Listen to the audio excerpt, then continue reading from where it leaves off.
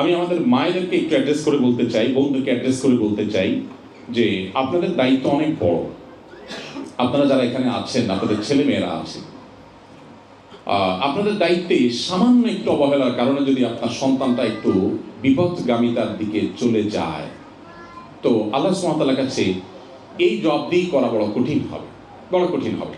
আমি অনেক দেশে দেখেছি আমাদের প্রবাসী বাংলাদেশিদের যে তাদের সন্তানদের আইডেন্টিটি তারা মুছে ফেলে দিয়েছে। এবং নবী সাল্লাল্লাহু আলাইহি ওয়াসাল্লামের সেই হাদিসটি আপনারা নিশ্চয়ই শুনেছেন। বারবার নবী সাল্লাল্লাহু আলাইহি ওয়াসাল্লাম বলেছেন, কুল্লু মাউলুদিন ইউলাদু আলাল ফিতরা, প্রতিটি মানুষ, প্রতিটি শিশু জন্মগ্রহণ করে ইসলামের উপরে। কোনো শিশু কিন্তু অমুসলিম হয়ে জন্মগ্রহণ করে না। সো প্রত্যেকটা শিশু বাই বর্ন মুসলিম, ইল্লা আন্না আবওয়াহু ইউহাউওয়িদানিহি আও ইউনাসসিরানিহি আও ইউজিসানিহি। তবে তার বাবা মা, শিশু যদি কখনো বিপদগামী হয়, ইসলাম থেকে বিচ্যুত হয়ে যায়, তার জন্য পরিপূর্ণ দায় বেশিরভাগ ক্ষেত্রে বাবা মায়ের। কোনো কোনো ক্ষেত্রে বাবা মার শত প্রচেষ্টা সত্ত্বেও সে বিপদগামী হয়, সেটা ভিন্ন।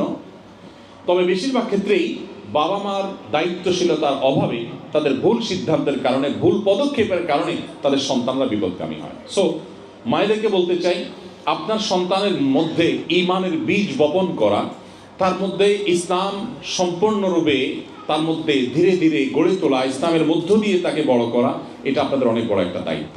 সো মামুনদেরকে বলতে চাই, এই দায়িত্বটা পালনে আপনারা যথেষ্ট সচেষ্ট হতে হবে। আমাদের অনেক বোনরা আছেন, বলেন যে আমার হাতে কাজ নেই, বাচ্চারা স্কুলে চলে যায়, হাজব্যান্ড কাজে চলে যায়, আমি কি করব? তাহলে আমিও বোধহয় কিছু একটা করি। সন্দেহ নেই, আপনি যদি শরিয়ার সীমানার মধ্যে থেকে করতে চান সেক্ষেত্রে করার সুযোগ আছে। বাট আপনি আপনার ঘরে যদি কাজ করতে চান, তাহলে আপনার কাজ করতে করতে পাগল হওয়ার মতো অনেক কাজ আপনার কাছে আছে। আপনি হয়তো আইডিয়া খুঁজে পাচ্ছেন না। আপনার বাসায় বসে আপনার স্কুলে থাকা বাচ্চাটার জন্য নানা প্ল্যান প্রোগ্রাম করতে পারেন। তার মনে অনেক কোয়েশ্চেন থাকে এখানকার প্রতিকূল পরিবেশে, সেই কোয়েশ্চেনগুলোর অ্যান্সার আপনাকে দিতে হবে, আপনি তাকে কনভিন্স করতে হবে।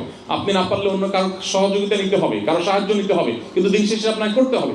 অনেক ভাইরা আছেন যারা এই ক্ষেত্রে তারা উপার্জনের জন্য ব্যস্ত থাকার কারণে তারা সময় দিতে পারেন না। মায়েদের এখানে দায়িত্বটা অনেক বেশি। এই জন্য বোনদেরকে আমরা বলবো, আল্লাহকে ভয় করবেন। মনে রাখবেন, আপনার সন্তান যদি ঈমান হারা হয়ে যায়, তাহলে আপনার জাহান্নামে যাওয়ার জন্য শুধু এই একটা জিনিসই যথেষ্ট হবে।